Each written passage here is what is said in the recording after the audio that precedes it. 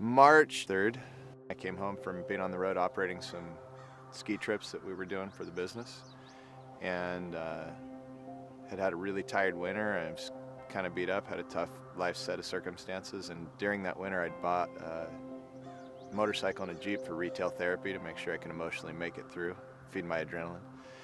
And got a call from a friend on March 3rd, 2004 that said, hey, let's go ride. So we headed out to Mulholland and took a ride in Malibu, and I remember the first 2 hours of the ride and woke up in the hospital 5 days later. And when I woke up on Sunday, I had a group of family and doctors around me, and just was trying to take in the scene of what was happening. I'd already had 6 surgeries, and I was just coming to. And I remember when the doctor first visited, the main doctor at UCLA, he came in, and Dr. McAllister came and said, hey Matt, nice to meet you. And said, hey doc, when can I ski again? And that was my first thought. I'd spent 60 days skiing that winter out of 90, and he looked at me and said, Matt, we're gonna work on walking. That's really what we hope for right now. And I tried to imagine my life just walking, and tears started flowing down my face, and I had no idea the gravity of the injuries at that point. I was just barely lucid again, and that conversation was a life changer. And I had that train wreck of emotion that came through me at that point that was, I didn't know who I was if I couldn't ski and run and rock climb and be outside. I didn't know what it would be like if I couldn't go play soccer with the kids I didn't have and be the coach. I had this crushing blow that just blew up everything that I was, and really caused me to have that visceral reaction of, screw this. Like, I shouldn't have made it. As they filled me in, I had so many days where I just wished that truck would have taken me. 3 years after my accident and into rehab, I realized that one of the strongest things I could do to rehab would be to pedal, and it was helping with my range of motion in the laboratory of the rehab center. That season of getting back on the bike to get back to skiing was my goal, and what happened was I actually fell in love with my mountain bike, and met some great friends and got a chance to really become passionate about riding.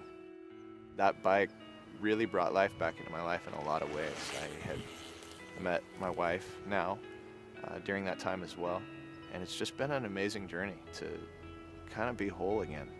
I'm so grateful that God used those months and years to develop the plan. And so after realizing how much community and fun and shared interest I had with so many people, cycling really, mountain biking particularly, became my passion. So in June of 2009, my good friend from college, John Russell, called me, and he knew I loved cycling. We were riding together. He had a friend who had a friend who was racing a series in Sacramento, and said, hey, they're getting 350, 400 people out a week, and what if we could do that here in Orange County? And there was no midweek mountain bike racing. Mountain bike racing had gotten pretty quiet at that point here in Southern California, aside from the US Cup and a couple big events. There wasn't something for just the average Joe. He said, what if we just did a fun race, something that people could come to? Would you be interested? So we set out in June to launch a mountain bike race. My wife was pregnant, and she was our designer. We threw a logo together, we got the flyers together, we went out without any sponsors and walked into the shops and said, hey, we're gonna be racing on Wednesday nights, and we'd love it if you'd join us. And naively, we just stumbled into the perfect storm. It was a perfect location at Irvine Lake, really close to people, 30, 40 minutes from people to be able to get there. Super central, beautiful spot. It was a need it was an itch that needed to be scratched. I mean, it was our first race. We had 325 people. Yeah, it's amazing how that accident was the thing that kind of got me indirectly to fall in love with cycling. And I would have never thought in a million years, nor had a plan to even be involved in the cycling industry. I didn't even own a bike when I crashed my motorcycle. To look back now, it's been a story that just had a very perfect, orchestrated, designed fill for where I was going and the hole that we were supposed to plug. So to see Over the Hump have developed, John and I are humbled and privileged to be a part of the community. It is so fun to have seen the size and the energy behind it, and I can't wait to see where it goes.